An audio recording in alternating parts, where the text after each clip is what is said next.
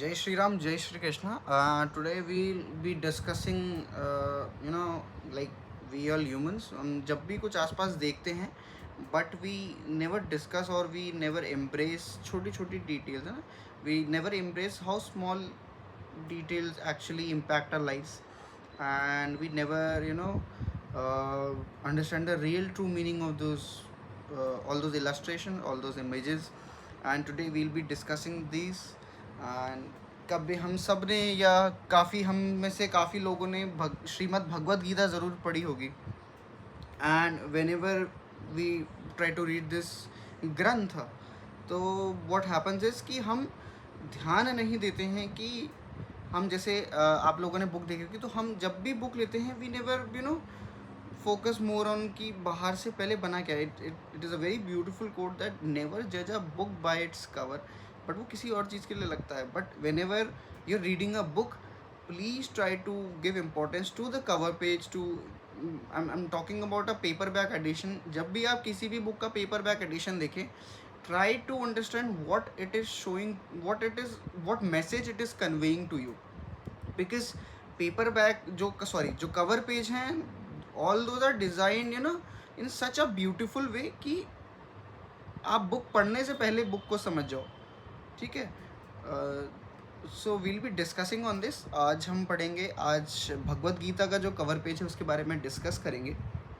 हम सब ने भगवत गीता के कवर पेज पे देखा होगा श्री कृष्ण एक रथ को चला रहे हैं. उस रथ के आगे 4 घोड़े हैं, श्वेत वर्ण के घोड़े हैं, और पीछे उनके अर्जुन बैठे हैं. But we never discuss about this, how important this topic is been in our lives, and how what message it conveys us, what moral it conveys us. Because आपने अगर किसी ने गीता पढ़ी हो उसके बाद अगर नोटिस किया हो, that's a different thing. But अगर आपने इसका ट्रू मीनिंग, इस इमेज का अगर बाहर से ही समझ लिया, तो you already know what Bhagavad Gita teaches at. ये हमें भगवत गीता, जो एक भगवत गीता सिर्फ एक ग्रंथ ही नहीं है. भगवत गीता हमें ये सिखाती है कि जीवन को जीने का सही तरीका क्या है, धर्म कैसे सही तरीके से कैसे निभाया जाता है. So you know I mean, like, it teaches us I can only control my actions in my life. I cannot control the fruits what I get from my actions. तो मैं केवल अपने कर्म पर ध्यान दे सकता हूँ, ना कि उस कर्म से मिलने वाले फल पर. एंड विल बी सो जब भी हम वो इलस्ट्रेशन को देखते हैं कवर पेज पे, what we can see is हमें 4 घोड़े मिलते हैं श्वेत वर्ण के. ऑल दो, तो वो 4 घोड़े depicts most of you guys, most of our people confuse it with कि यार ये तो सूर्य भगवान का रथ है, उस पर 7 घोड़े होते हैं, हमने घर पे 7 घोड़े का फ्रेम लगाया है, इससे कंफ्यूज आजकल. बिकॉज अब आप एडवांस बुक देखेंगे या नए नए जितने भी प्रिंटर्स हैं, पब्लिशर्स हैं, दे प्रिंट 7 हॉर्सेस. अब क्योंकि अर्जुन के रथ का कहीं पे भी इतना महाभारत में उतना इलस्ट्रेशन नहीं था कितने घोड़े क्या, तो we can see 4 horses for right now. अब ये जो 4 घोड़े हैं, ये 4 घोड़े हमारी इंद्रियों को दर्शाते हैं. दे सिम्बलाइज हमारी जो इंद्रियां हैं, जो हमारे डिज़ायर्स हैं. अब वैसे तो these horses depicts all the 5 senses. सुनना, देखना, खाना, आई मीन लाइक स्वाद लेना, नॉट खाना, और स्पर्श का अनुभव, दैट्स द स्किन. स्वाद लेना, दैट्स योर टंग. सुनना इज़ योर ईयर, सूंघना इज़ योर नोज, एंड देखना is your eyes. These all are 5 senses which our mind controls. अब ये जो घोड़े हैं, ये जो 4 श्वेत वर्ण के घोड़े हैं, श्वेत क्यों कह रहा हूँ, श्वेत is white colour, and this white colour represents पवित्रता. in our Hindu text, white color represents balance, white color represents peace. and yeah, because इसलिए कह रहा हूँ वाइट कलर मिल्क का भी होता है. मिल्क हम शिवलिंग पे क्यों चढ़ाते हैं, जब आपने अभी इसको हम अगले टॉपिक में डिस्कस करेंगे कि हम जल क्यों चढ़ाते हैं शिवलिंग पे. That's one of the beautiful story कि जब उनके स्किन पे वो आग जैसी जलन हो गई थी, दैट्स अ डिफरेंट स्टोरी. तब जल चढ़ाया था. तब कामधेनु गाय ने भगवान शिव पे अपना दूध अपने थन से दूध जब चढ़ाया था तो उनकी जलन शांत हुई, दैट्स अ डिफरेंट स्टोरी। तो white colour represents peace, balance and obviously पवित्रता।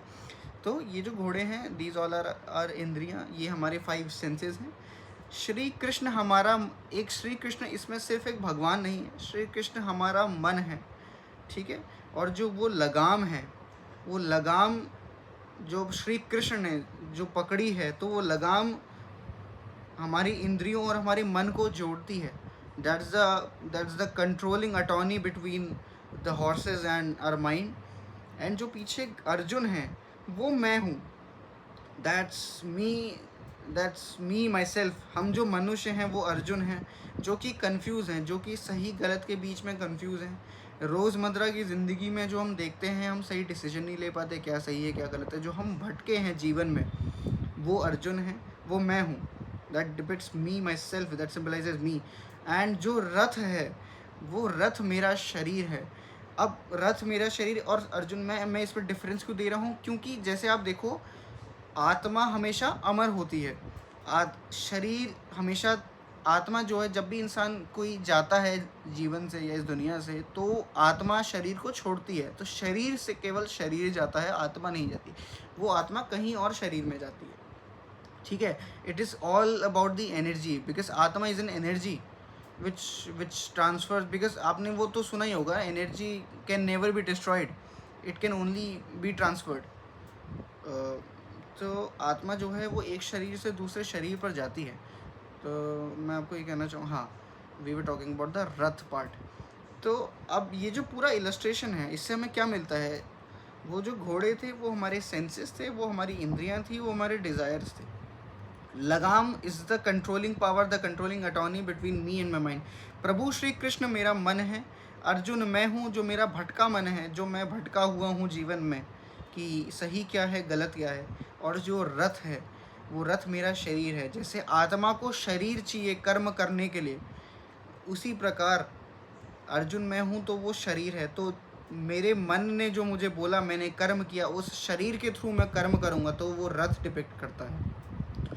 तो श्रीमद् भगवद गीता का जो इलस्ट्रेशन है कवर पेज पे, वो हमें ये बताता है कि only our mind can control our desires, all the senses, and we can perform the right action, ताकि हमें सही गलत का या फल मिले। This is what Shrimad Bhagavad Gita का कवर पेज हमें टीचर्स अस। एंड तो वो जो लगाम है, अगर उस लगाम को मेरे को पकड़ना आ गया, जो प्रभु श्री कृष्ण ने पकड़ी थी, सही तरीके से उन्होंने रथ को जो चलाया था, तो वो उससे हमें यही सीख मिलता है कि अगर कोई भी व्यक्ति सही तरह से अपने इंद्रियों पर या अपने डिज़ायर्स पर या अपने सेंसेस पर कंट्रोल करे, तो he can control the right actions what he is delivering to the social life or to the social public, and उसी के बेसिस पे he gets the right fruit, he gets the right karma for it। because हमने कल की video में discuss किया था कि शनिदेव इज़ योर कार्मिक लॉर्ड, जो आप कर्म करते हैं उसका फल आपको वही देते हैं। He is the attorney, he is the जज ऑफ दैट कोर्ट, जो आपको फल देते हैं आपके एक्शंस का, ठीक है। तो this is what Shrimad Bhagavad Gita teaches us. And आप अगली बार कोई भी बुक पढ़ें, please try to focus on the illustration जो कि कवर पेज पे बने हैं।